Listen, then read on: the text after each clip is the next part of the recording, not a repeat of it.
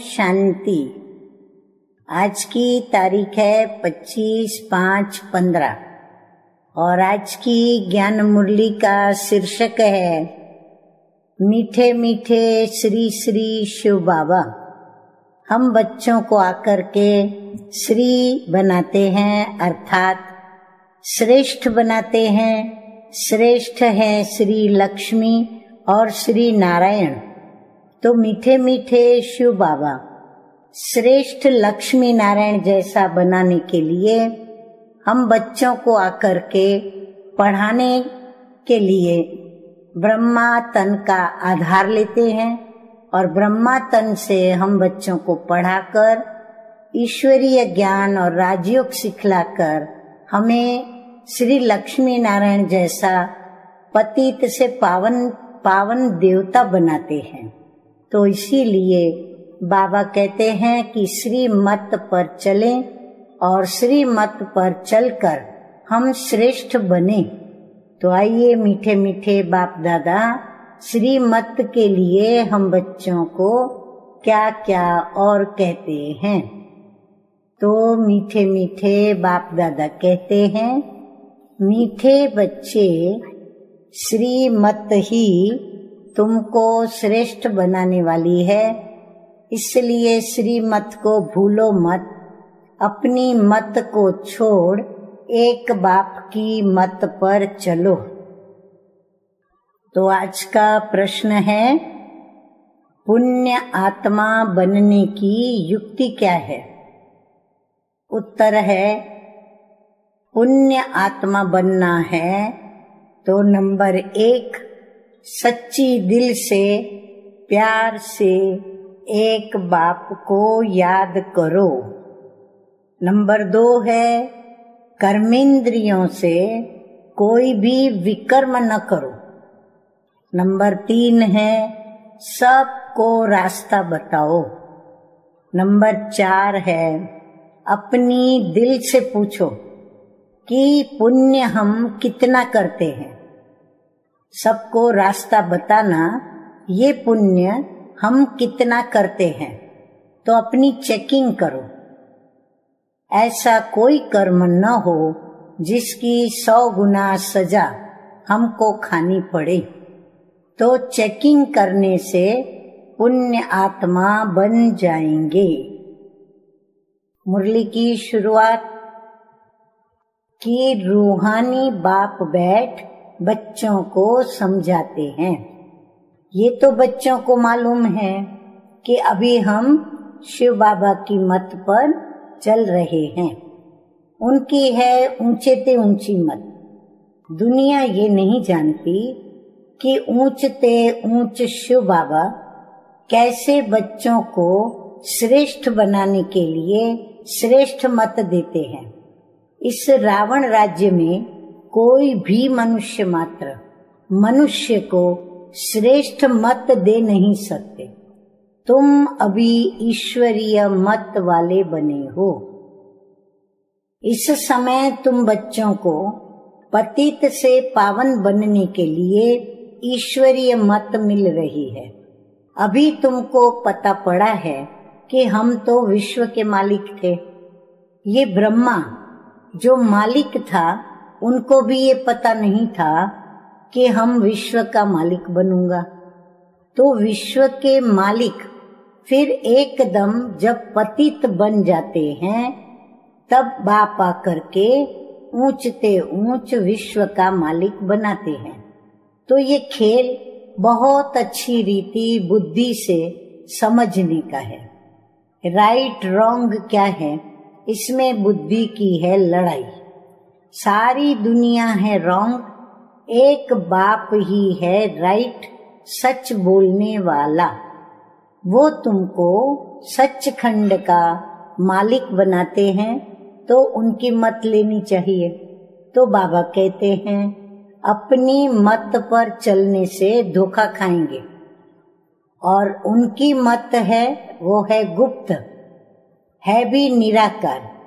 तो बहुत बच्चे गफलत करते हैं, समझते हैं कि ये तो दादा की मत है, अर्थात ब्रह्मा बाबा की मत है। माया श्रेष्ठ मत लेने नहीं देती। ब्रह्मा बाबा को देखते हैं तो फिर शिव बाबा की मत उनको लेने नहीं देती, भाव स्वभाव में आ जाते।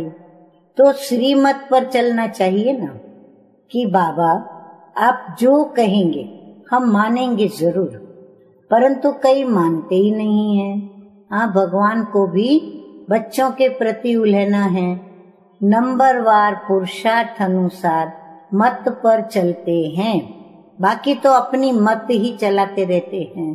बाबा आए हैं श्रेष्ठ मत देने। ऐसे बाप को घड़ी घड़ी हम बच्चे क्या करते हैं, बाबा कहते हैं घड़ी घड़ी भूल जाते हैं। माया मत लेने नहीं देती। श्री मत तो बहुत सहज है ना।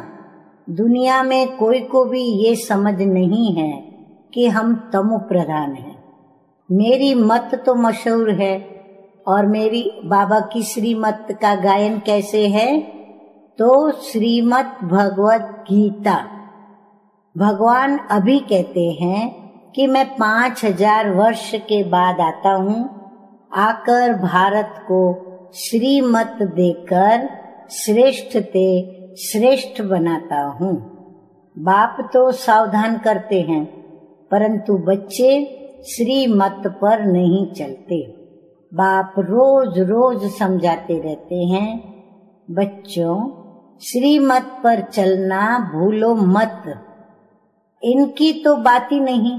बाबा कहते ये ब्रह्मा की बात नहीं, उनकी बात समझो, वही इनके द्वारा मत देते हैं।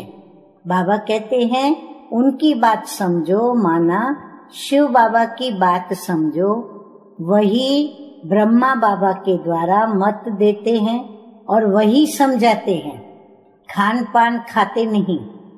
कौन? शिव बाबा कहते हैं कि मैं अभोक्ता हूँ, तुम बच्चों को श्रीमत देता हूँ। नंबर 1 मत देते हैं कि मुझे याद करो, कोई भी विकर्म नहीं करो। अपने दिल से पूछो कि कितना पाप किया है, यह तो जानते हो सबका पापों का घड़ा भरा हुआ है। इस समय सभी रॉन्ग रास्ते पर है। तुम्हें अभी बाप द्वारा राइट रास्ता मिला है। तुम्हारी बुद्धि में सारा ज्ञान है। गीता में जो ज्ञान होना चाहिए वो अभी है नहीं। वह कोई बाप की बनाई हुई नहीं है। हाँ, श्रीमद् भगवत गीता कोई बाबा ने बनाई नहीं है। ये भी भक्ति मार्ग में नूंद है, यानी गीता का बनना नूंद है। कहते भी हैं भगवान आकर भक्ति का फल देंगे। तो बच्चों को समझाया है कि ज्ञान से सदगति भी सबकी होती है, तो दुर्गति भी सबकी होती है। अब ये तो दुनिया ही तमो प्रधान है, सतो प्रधान तो कोई अब है ही नहीं। पुनर्जन्म लेते लेते अब पिछाड़ी आकर के हुई है। अब मौत सबके सिर पर खड़ा है। अब ये भारत की ही बात है। गीता भी है देवी देवता धर्म का शास्त्र, तो तुम्हें दूसरे कोई धर्म में जाने से क्या फायदा। हर एक अपनी अपनी, जैसे कुरान बाइबल आदि पढ़ते हैं, अपने धर्म को जानते हैं। एक भारतवासी ही हैं जो अन्य सब धर्मों में चले जाते हैं और सब अपने अपने धर्म में पक्के हैं। बाबा कहते हैं कि सभी धर्म वालों की शक्लें अलग अलग है। बाप स्मृति दिलाते हैं कि बच्चे तुम अपने देवी देवता धर्म को भूल गए हो। तुम स्वर्ग के देवता थे। हम सो का अर्थ भारतवासियों को बाप ने सुनाया है। बाकी हम आत्मा सो परमात्मा नहीं है। ये बातें तो भक्ति मार्ग के गुरु लोगों ने बनाई है। गुरु भी करोड़ों होंगे। स्त्री को भी पति के लिए कहते हैं कि ये तुम्हारा गुरु ईश्वर है, जबकि पति ही ईश्वर है। फिर हे भगवान, हे राम क्यों कहती हो? सोचना चाहिए ना, जब गुरु पति ही गुरु ईश्वर है, तो फिर ईश्वर को क्यों याद करना चाहिए, क्यों पुकारना चाहिए? मनुष्यों की बुद्धि बिल्कुल ही पत्थर बुद्धि बन गई है। ये खुद भी कहते हैं, यानी ब्रह्मा बाबा स्वयं के लिए कहते हैं कि ये खुद भी कहते हैं कि हम भी ऐसे थे। कहाँ वैकुंठ का मालिक श्री कृष्ण, कहाँ फिर उनको गांव का छोरा कह दिया है। श्याम सुंदर कहते हैं, परंतु अर्थ थोड़े ही समझते हैं। अभी बाप ने तुमको समझाया है कि जो नंबर 1 सुंदर, वही लास्ट तमो प्रधान श्याम बना है। तुम समझते हो कि हम सुंदर थे फिर श्याम बने हैं।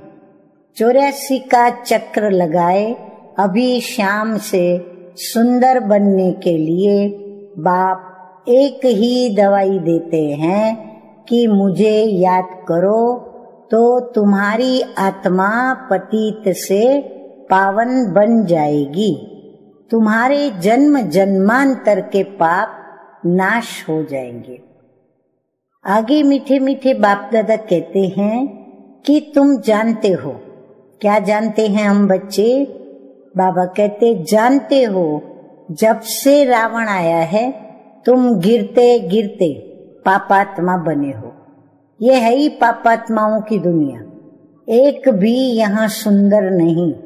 बाप बिगर सुंदर कोई बना न सके। तुम आए हो स्वर्गवासी सुंदर बनने। अभी नरकवासी श्याम है, क्योंकि काम चिता पर चढ़कर काले बने हैं। बाप कहते हैं काम महाशत्रु है। इन पर जो जीत पाएंगे वही जगत जीत बनेंगे। नंबर 1 है काम विकार, और उनको ही पतित कहा जाता है। क्रोधी को पतित नहीं कहेंगे, बुलाते भी हैं कि आकर पतित से पावन बनाओ। तो अब बाप आए हैं, कहते हैं कि ये अंतिम जन्म पावन बनो। जैसे रात के बाद दिन, दिन के बाद रात होती है, वैसे संगम युग के बाद फिर सतयुग आना है। चक्र फिरना है। बाकी और कोई आकाश में अथवा पाताल में दुनिया नहीं है। सृष्टि तो यही है, जिसमें सतयुग, त्रेता, द्वापर, कलयुग है। सब यहाँ ही है। झाड़ भी एक ही है और कोई हो नहीं सकता। ये सब गपोड़े हैं जो कहते हैं कि अनेक दुनियाएं हैं। बाप कहते हैं ये सब है भक्ति मार्ग की बातें। अब बाप सत्य बात सुनाते हैं कि अपने अंदर देखो कि हम कहाँ तक श्रीमत पर चल सतो प्रधान अर्थात पुण्य आत्मा बन रहे हैं। सतो प्रधान को पुण्य आत्मा और तमो प्रधान को पापात्मा कहा जाता है। विकार में जाना पाप है। बाप कहते हैं कि अब पवित्र बनो। मेरे बने हो तो मेरी श्रीमत पर चलना है। मुख्य बात है कि कोई भी पाप नहीं करो। नंबर 1 पाप है विकार में जाना। फिर और भी पाप बहुत होते हैं। चोरी, चकारी, ठगी आदि आदि बहुत करते हैं। फिर बहुतों को गवर्नमेंट पकड़ती भी है। अब बाप बच्चों को कहते हैं कि तुम अपने दिल से पूछो कि हम कोई पाप तो नहीं करते हैं। ऐसे मत समझो कि हमने चोरी की व रिश्वत खाई तो ये तो बाबा जानी जाननहार है, सब जानते हैं। नहीं, जानी जाननहार का अर्थ कोई ये नहीं है। अच्छा, कोई ने चोरी की, बाप जानेंगे, फिर क्या? जो चोरी की उसका दंड तो 100 गुना हो ही जाएगा। बहुत बहुत सजा खाएंगे, पद भी भ्रष्ट हो जाएगा। बाप समझाते हैं कि ऐसे अगर काम करेंगे तो दंड भोगना पड़ेगा, क्योंकि जो करेगा सो भरेगा। कोई ईश्वर का बच्चा बनकर फिर चोरी करता, शिव बाबा जिससे इतना वर्षा मिलता है उनके भंडारे से चोरी करना, ये तो बहुत बड़ा पाप है। कोई कोई में चोरी की आदत होती है, उनको जेल बर्ड कहा जाता है। ये तो है बाप का घर, सब कुछ ईश्वर का है ना। ईश्वर के घर में आते हैं बाप से वर्षा लेने, परंतु कोई कोई की आदत हो जाती है तो उसकी सजा 100 गुना बन जाती। सजाएं भी बहुत मिलेंगी और फिर जन्म बाय जन्म डर्टी घर में जाए जन्म लेंगे तो अपना ही नुकसान किया ना। तो ऐसे बहुत हैं जो याद में बिल्कुल नहीं रहते, सुनते कुछ नहीं, बुद्धि में चोरी आदि के ही ख्यालात चलते रहते हैं।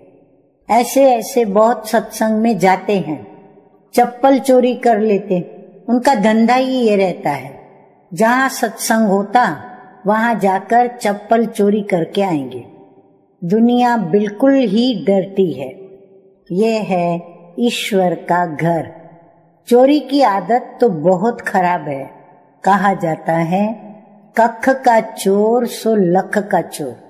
तो अपने अंदर से पूछना चाहिए कि हम कितना पुण्य आत्मा बने हैं, कितना बाप को हम याद करते हैं, कितना हम स्वदर्शन चक्रधारी बनते हैं, कितना समय ईश्वरीय सर्विस में रहते हैं, कितने पाप कटते जा रहे हैं। तो अपना पोता मेल रोज देखो कि कितना पुण्य किया, कितना योग में रहा, कितनों को रास्ता बताया। तो बाबा कहते हैं कि पोता मेल रोज देखो, रोज चार्ट नोट करो, धंधा आदि तो भले करो क्योंकि तुम कर्म योगी हो, कर्म तो भले करो। बाबा ये बैजिस बनाते रहते हैं। अच्छे अच्छे लोगों को इस पर समझाओ कि इस महाभारत लड़ाई के द्वारा ही स्वर्ग के गेट्स खुल रहे हैं। कृष्ण के चित्र में नीचे लिखत बड़ी फर्स्ट क्लास है, परंतु बच्चे अभी इतना विशाल बुद्धि नहीं हुए हैं। थोड़ा ही धन मिलता है तो नाचने लग पड़ते हैं। कोई को जास्ती धन होता है तो समझते हैं कि हमारे जैसा कोई नहीं होगा।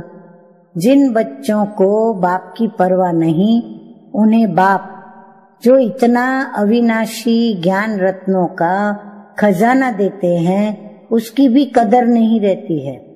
बाबा एक बात कहेगा वो दूसरी बात कर लेते। परवाह न होने के कारण बहुत पाप करते रहते हैं। श्रीमत पर चलते नहीं, फिर गिर पड़ते हैं। बाप कहेंगे ये भी ड्रामा, उनकी तकदीर में नहीं है। बाबा तो जानते हैं ना, बहुत पाप करते हैं। अगर निश्चय हो कि बाप हमको पढ़ाते हैं तो बड़ी खुशी रहनी चाहिए। तुम जानते हो हम भविष्य नई दुनिया में प्रिंस प्रिंसेस बनेंगे तो कितनी खुशी रहनी चाहिए, परंतु बच्चे तो अभी तक भी मुरझाए रहते हैं, वो अवस्था ठहरती नहीं है। बाबा ने समझाया है कि विनाश के लिए रिहर्सल भी होगी, कैलेमिटीज भी होगी, भारत को कमजोर करते जाएंगे। बाबा खुद कहते हैं कि ये सब होना ही है, नहीं तो विनाश कैसे होगा। बर्फ की बरसात पड़ेगी, फिर खेती आदि का क्या हाल होगा। लाखों मरते रहते हैं, कोई बतलाते थोड़े ही हैं। तो बाप मुख्य बात समझाते हैं कि ऐसे अपने अंदर जांच करो कि मैं कितना बाप को याद करता हूँ। फिर बाबा कहते रू रिहान करो बाबा से, बाबा आप तो बड़े मीठे हो, कमाल है आपकी, आपका फरमान है मुझे याद करो तो 21 जन्मों के लिए कभी रोगी नहीं बनेंगे। अपने को आत्मा समझ बाप को याद करो तो मैं गारंटी करता हूँ सन्मुख बाप तुमको कहते हैं, तुम फिर औरों को सुनाते हो। बाप कहते हैं मुझ बाप को याद करो, पर बहुत प्यार से याद करो। तुमको कितना सहज रास्ता बताता हूँ पतित से पावन होने का। कोई कहते हैं हम तो बहुत पापात्मा हैं, अच्छा, फिर ऐसे पाप नहीं करो, मुझे याद करते रहो तो जन्म जन्मांतर के जो पाप हैं वो इस याद से भस्म होते जाएंगे। याद की ही मुख्य बात है। इसको कहा जाता है सहज याद। योग अक्षर भी निकाल दो। सन्यासियों के हठ योग तो किस्म किस्म के हैं। तो सन्यासी किस्म किस्म के अनेक प्रकार के योग सिखलाते हैं। इस बाबा ने गुरु तो बहुत किए हैं ना। अभी बेहद का बाप कहते हैं कि इन सब को छोड़ो, इन सब का भी मुझे उद्धार करना है, और कोई की ताकत नहीं जो ऐसे कह सके। ये बाप ने ही कहा है, किसने? शिव बाबा ने, कि मैं इन साधुओं का भी उद्धार करता हूँ। फिर ये गुरु कैसे बन सकते? तो मूल एक बात बाप समझाते हैं कि अपनी दिल से पूछो, हम कोई पाप तो नहीं करते हैं, किसको दुख तो नहीं देते हैं, इसमें कोई तकलीफ नहीं है। अंदर जांच करनी चाहिए कि सारे दिन में कितना पाप किया, कितना याद किया, और याद से ही पाप भस्म होंगे। ये अंदर में स्मृति भी रहनी चाहिए। हाँ, ये बाबा कहते हैं। तो कोशिश करनी चाहिए। ये बहुत मेहनत का काम है। ज्ञान देने वाला एक ही बाप है, और बाप ही मुक्ति, जीवन मुक्ति का रास्ता बतलाते हैं। अच्छा, मीठे मीठे सिकिलधे बच्चों प्रति माता पिता बाप दादा का याद प्यार और गुड मॉर्निंग। रूहानी बाप की रूहानी बच्चों को नमस्ते। हम रूहानी बच्चों का रूहानी बाप दादा को याद प्यार, गुड मॉर्निंग और नमस्ते नमस्ते। अभी हम क्या सुनेंगे? धारणा के लिए मुख्य सार की 2 ज्ञान बिंदु।